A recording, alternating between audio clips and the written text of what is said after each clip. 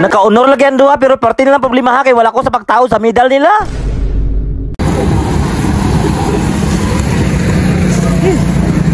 Tama lagi nag-income ba? Tama lagi nagpapalit ko si Nina. Kasi Jasmine o Kisi, naka-honor to sila. Palitan ako sa ganyan mga bata. Yo, what's up mga boss? Si Jasmine o Kisi, palitan ako si Nina. Karong adlaw. Manalang sa ilang pagtao og medal og ribbon na sila suoton. Maingani kay nakapamasayro ko karong adlaw, nakapalit ko sa Nina atong mga bata. Isip ko sa kapapa, proud kay ko nga naka-honor tong mga bata. Manggani kay wala naliwat sa kuha. Nagdali-dali ko ani mga orasa kay basig dili masuot ni Nina sa duha. Ibili na ko ni mga Nina diri sa balay. Kay aron ni guli sa duha na ay masuot ni tawo sa ribbon nila. Ug dili na ko magdugay diri amo balik ang tak mamasayro para bata. Ti, napaka-plano mo uli si Papa sa balay ti. Ambot lang minay mo, dili naman siguro ta uli niya. Daayang Papa ti gibiyaan na gyud ta niya. Agay! Oh shit, not good.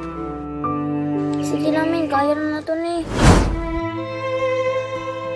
Ay ti, karon man tayo magtawag og medal. Naka-honor ko. Okay. Naka-honor day kami, naka-honor pug ko.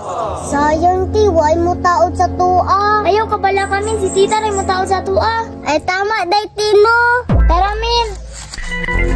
Ti, wala man tayo sa Nina suuton. Sige lamin, katurandaan na sa Nina to suuton. Okay.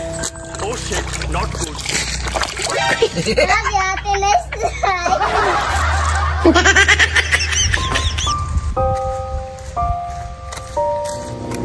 Maraming mailis na namin. Si Kitty.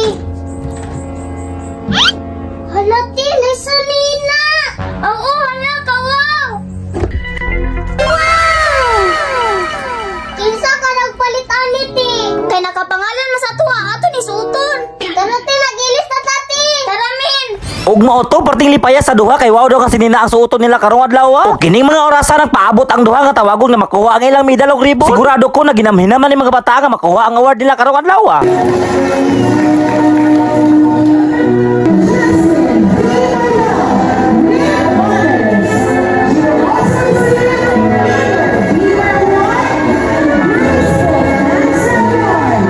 Sa wakas ang medal og ribbon ni Jasmine nakuha na niya kauban ang tita nga magtaod sa iya ha. Unya Jasmine dili na ka mag-worry ha kay nakuha na nimo ang imong medal karong adlaw. Ug naliwat pa ning bata sa kuha sigurado wala gyud ni award ni bata ba.